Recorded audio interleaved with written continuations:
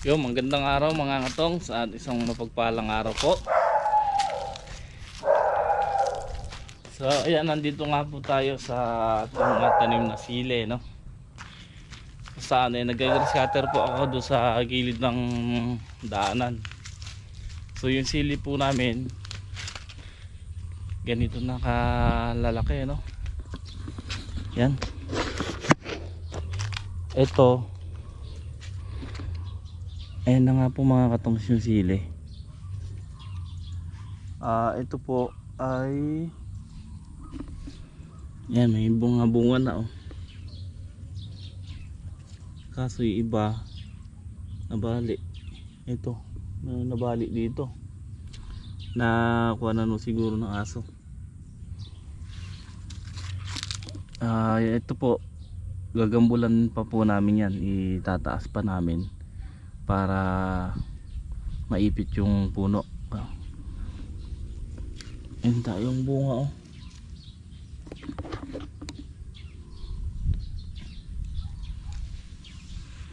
So inuuna lang po nila kuya yung kabila. Yung kabila mayayari na, tapos yung gilid na lang na arsadang gagambulan pagkayari kong grass cutterin. So kanina nga po umaga nag-grass cutter na kami, and then bumalik lang po kami ngayong tanghali. Yan. Maraming salamat po pala kay Tita Cora. Ayan, kay Tita Cora Cruz at saka sa kanyang anak na si Sir North. Ayan. Maraming salamat po sa ibinigay yung biyaya sa amin. Napakalaking tulong po nun, ano? Kaya maraming salamat. So, ayan, shoutout din po kay Ma'am Christina at saka sa kanyang pamangkin na si Sir Carlo Jose, no? Maraming salamat din po sa walang sawa yung suporta. At syempre sa lahat ng mga viewers natin dyan. So pare-parehas na nga po pala, may mga bunga na. Ayun, no? Grabe, ang bilis na sili pala na ito. Bali isang buwan pa lang po ito at 10 araw buhat nung tinanim. Pero ayan, natin nyo may mga bunga na. Karaniwan kasi mga 2 buwan nagbubungay sili. So yun nga po, kunin ko yung grass cutter dito.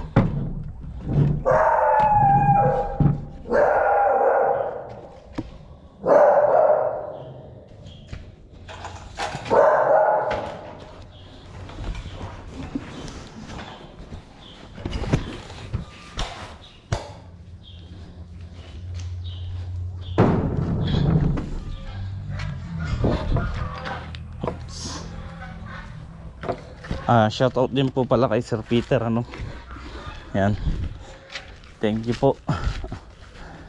Doon po kami gumawa ng linis.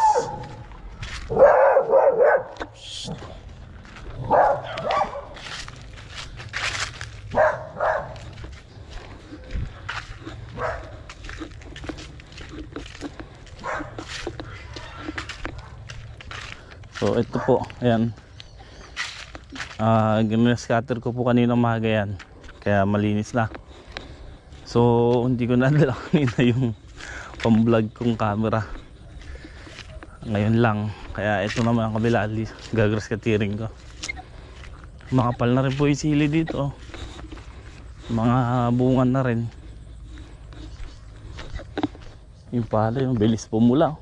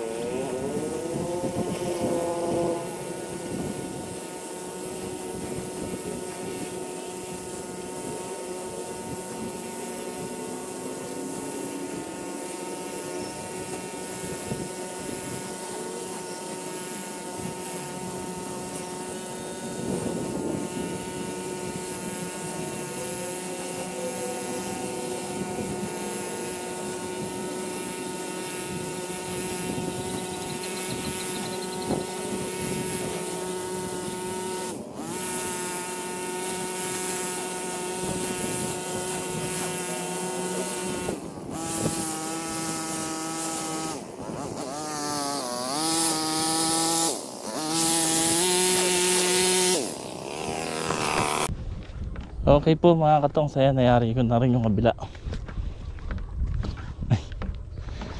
Ayan na po yung sili natin dito sa tabindaan, ano. So maganda naman. Medyo naiwan nga lang po doon. Sa kabila. Hindi ka mukha anong kabila na talagang makapal. Ito kasi parang yung lupa may halong bato. Pero okay naman. Kumbaga delay lang siya ng kapal sa kabila. So ngayon alas 4 na nga po, susundo lang ako ng mga bata, mga anak ko po. So ibabalik ko na uli yung grass cutter doon, ano.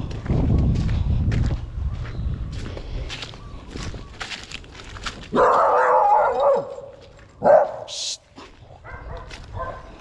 Iniiwan lang po namin dito to. Sa ganun kung gagamitin ni kuya, dito na lang kukunin. Hindi naman mawawala dito, may bantay dito.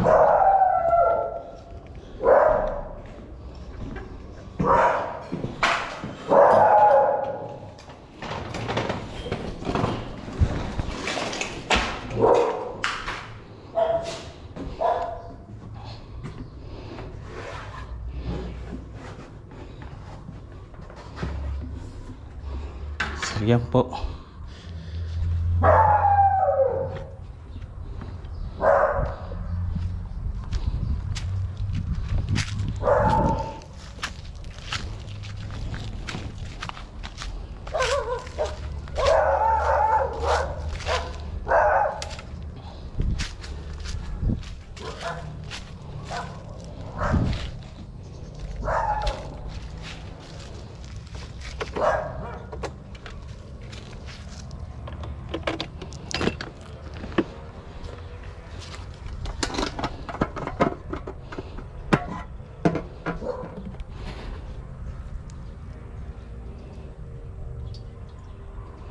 Natira tayong gas, sasalin natin dito.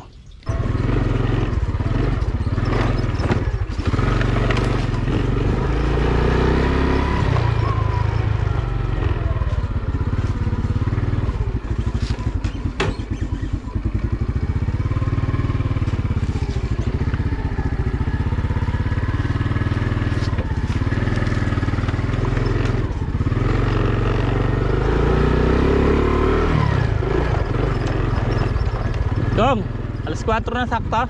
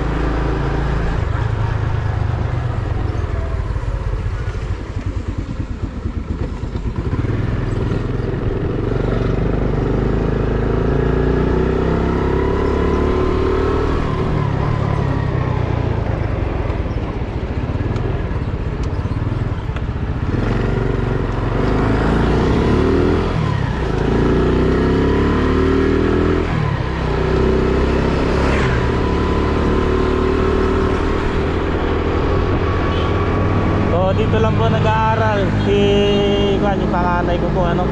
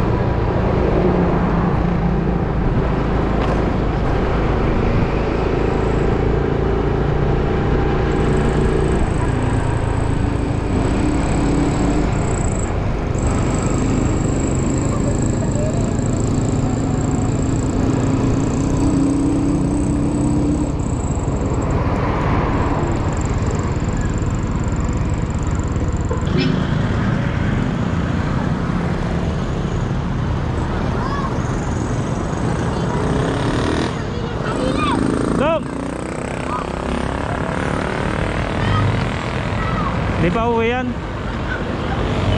Ha? Ha? Hindi pa uwi? Alin? Hindi pa si uwi si Dingdang? Ha? Uwi. Saan pupunta yan? Ha? Hotdog. Ano? Pero sabay ka na. Ay, Lea, sabay ka na lang ah.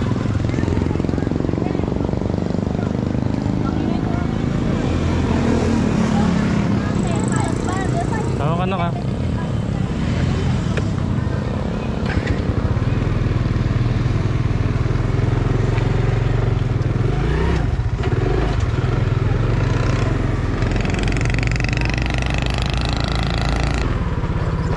Kaya mga kato, balik po tayo dito ano.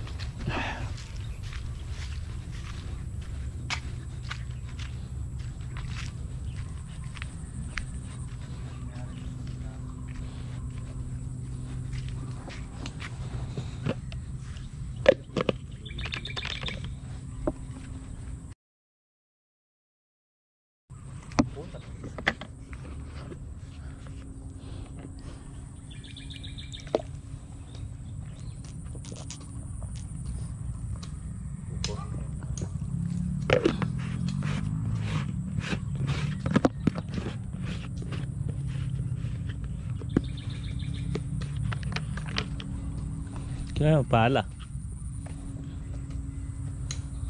Gawi lang dito Ricky sa loob. Huwag na yan. Para hindi kumain tubig. Yan, yung kabyak na yan. Malit na lang gagamit ka. Mahirap pagkakagilid eh. Kasi malit. Ha? Kaya.